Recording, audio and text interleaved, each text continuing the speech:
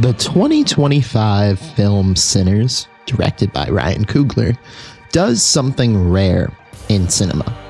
It lets music tell the story. And not just any music.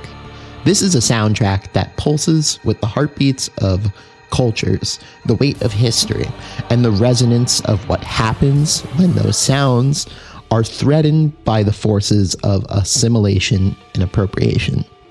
The film score, created by the incomparable Ludwig Göransson, elevates every moment of tension, joy, and destruction. The music itself becomes the lifeblood of the story, as much as a character as the vampires and sinners themselves. Hello, Internet. Welcome back to Jams by GS. If you can't tell, we're talking about Sinners today, and this is going to be a full spoiler discussion. So please watch the movie if you haven't already.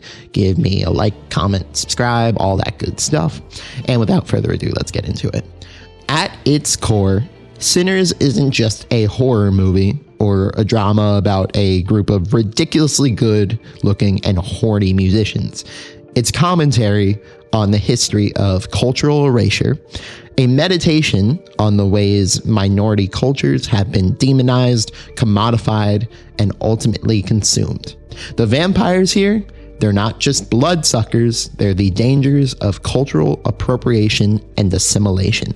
The sinners, the underrepresented musical legacies of marginalized people fighting to be heard, to retain their soul in the face of exploitation. In this video, we're going to go deep into the heart of Sinners to explore how the soundtrack mirrors the film's exploration of identity, the legacy of Black and minority music, and the terrifying process of assimilation. We'll also delve into the rich cultural history behind selling your soul to the devil mythology in music.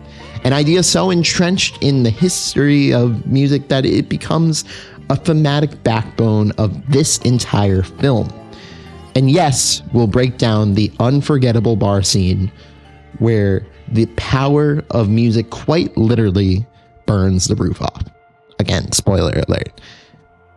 It is one of the most electrifying sequences in cinema. So, Sinners is set in Mississippi in 1932, where twin brothers, Smoke and Stack, both played masterfully by Michael B. Jordan, returned from World War I to open a blues juke joint. Coogler weaves authentic Jim Crow era detail between costumes, architecture, accents, into this vampire thriller. And the film's hook is over, right? Sinners supposes that music has the power to magically conjure spirits, past, present, and evil. In practice, Coogler stages a time-spanning tour of American music history. He even has blues legends like Buddy Guy appear throughout the film. Then there's a banjo folk singer, Rhiannon Giddens, and Metallica's Lars Ulrich, very notably on drums. As critics note, Sinners plays like a cross-genre Southern Gothic musical thriller, which is a lot of things, but it works. And it was an immediate hit. Released April 18th, 2025, it earned phenomenal critical success. I saw it because I thought the trailers looked bad, but then my friends told me that it was worth watching, and I went alone, and I loved every second of it. Easily my favorite movie of the year so far. It's been hailed as one of the best films of the past decade, and with a 98% Rotten Tomatoes score, even though that's not always the most reliable metric to go by, reviewers unanimously praise how music, especially the blues, is the beating heart of the film's story. Coogler redefined sinner as a praise name for minority, in particular Black musicians, and it's not a curse.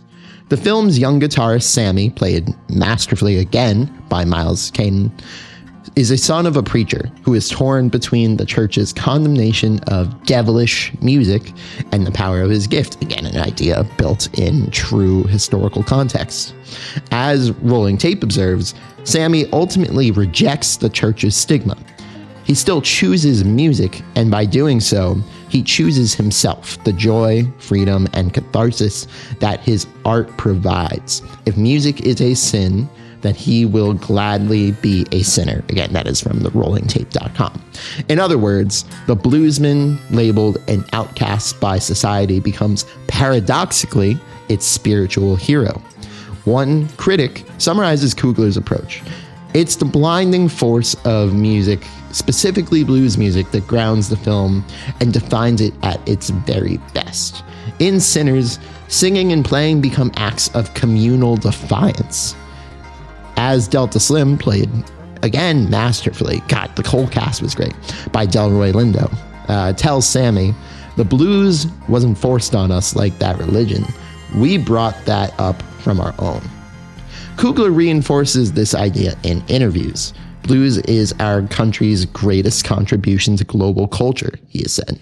And in the film, the blues literally unites characters across generations. This flips the old Faustian myth of the black artist in reverse. NPR notes that Sinners nods to the Robert Johnson legend of blues pioneers who were said to have sold their souls to the devil, but reclaims it here. Soul means heritage, and music connects the living to their ancestors rather than damning them. In shorts, that's not the phrase. In short, Sinners treats its outcast musicians as prophets. They may be branded sinners by the intolerant, but their art is a sacrament of hope and resistance. The film's literal monsters are allegories for cultural appropriation. NPR's Aisha Harris writes that the invading vampires are a straightforward metaphor for all the ways black culture has been co-opted by whiteness. In The Juke Joint, the vampires, led by the charming Irishman Remick, literally try to drain Sammy's talent for themselves.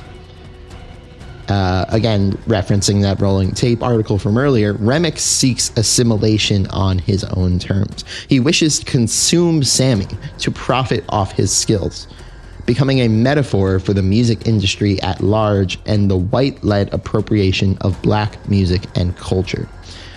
The Faces profile of star Jack O'Connell echoes this.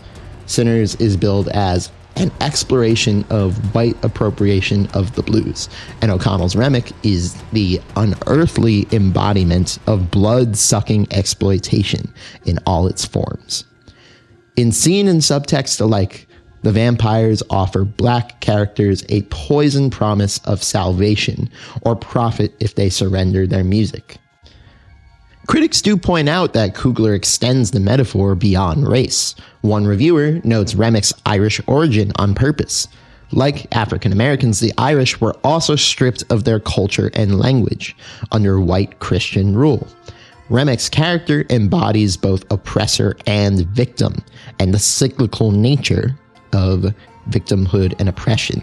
Cinematically, this is echoed in the music. Ludwig Göransson's score gives Remick heavy, high-tech power chords, and even Metallica's Lars Ulrich on drums, a stark contrast to the acoustic blues of the black musicians.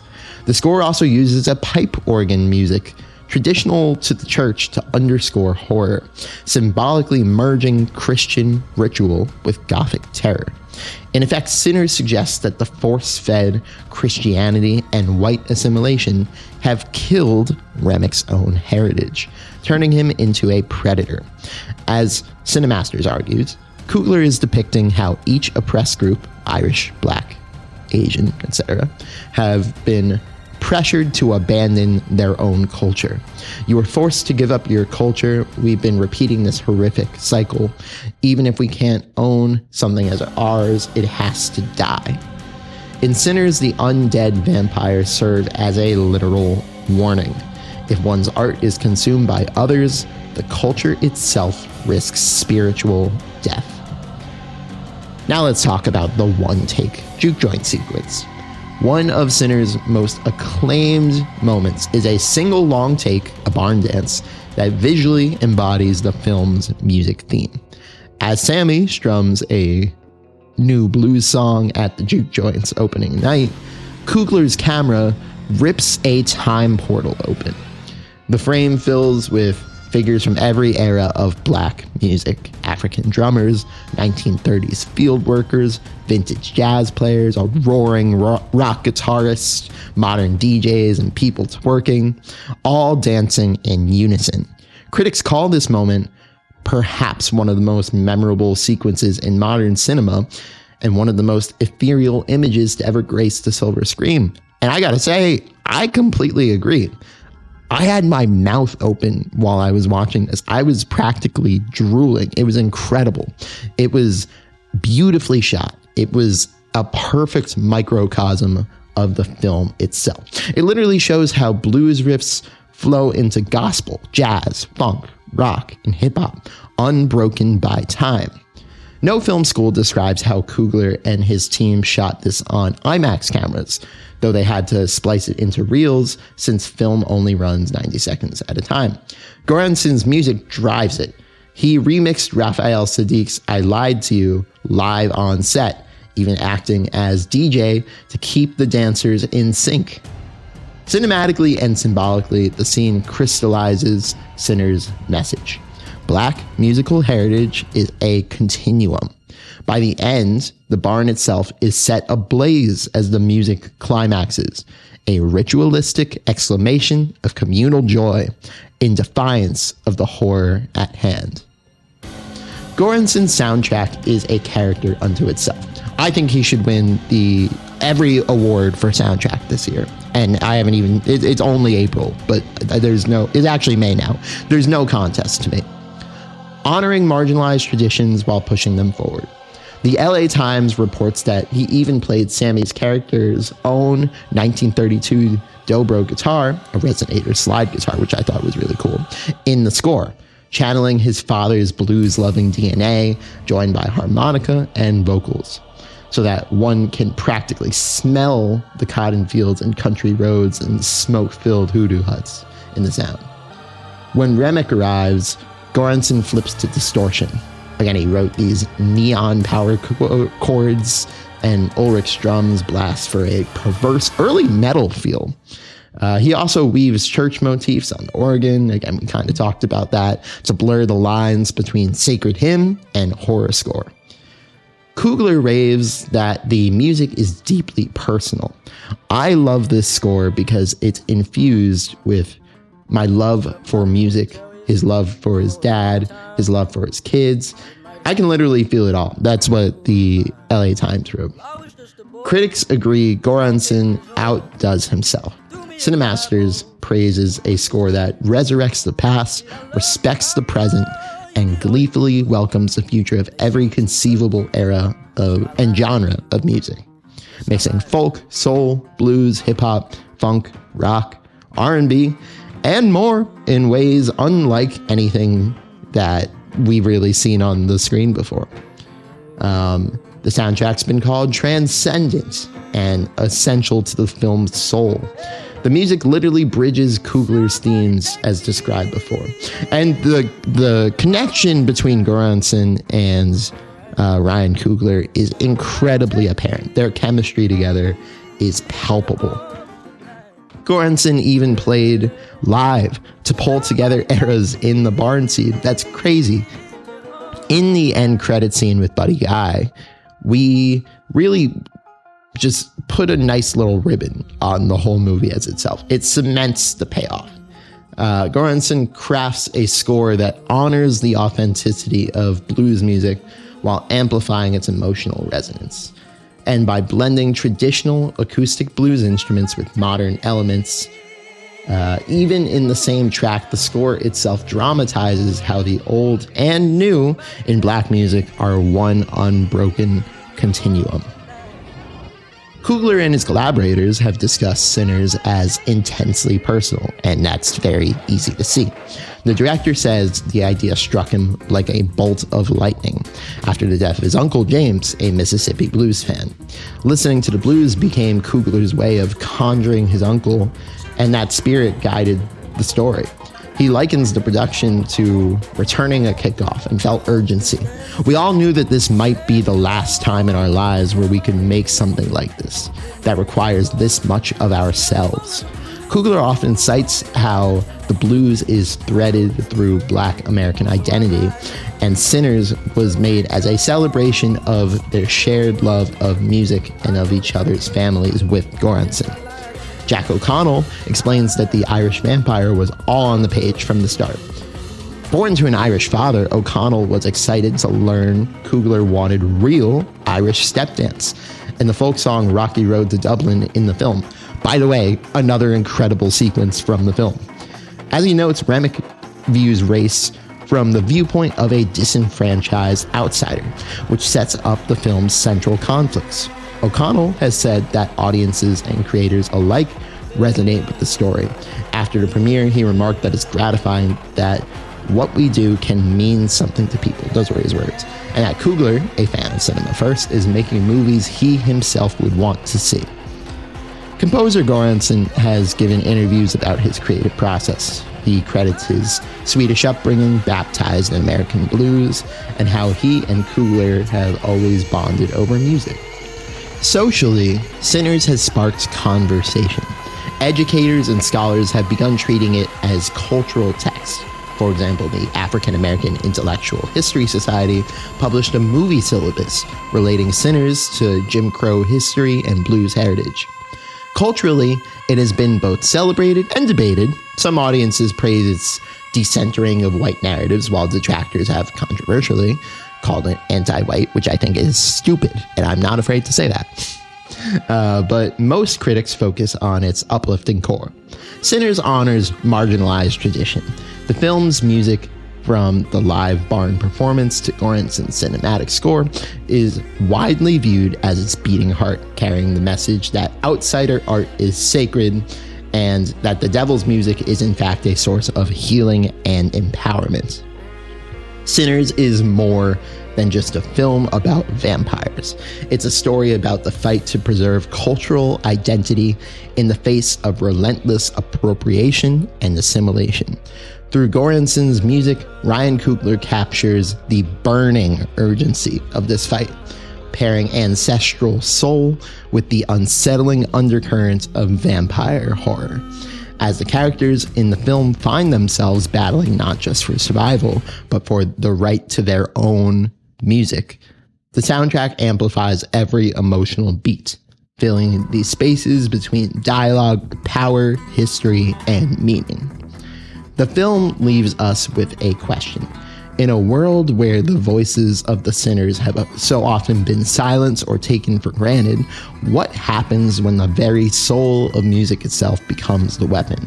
And when that weapon is wielded with such intensity that it burns down the walls of the very system that tried to control it? Sinners might be a movie about music and vampires, but it's also a film about the dangerous consequences of erasure, commodification, and the cultural forces that seek to take what isn't theirs. The real horror, that it's happening right now in our world every day to this day. And let's not forget, those lead actors, they're not just playing roles. They're bringing these cultures to life with every frame. Maybe they've sold their souls to the screen, but who can blame them when they're looking this good doing it? Thank you for joining me on this journey into the heart of Sinners. Whether you're a lover of music, film, or cultural history, there's a lot to unpack here, and I am just scratching the surface. Let me know what you think in the comments below, especially about the barn scene. But that's all for today. Hope you all enjoyed the video. Bye-bye.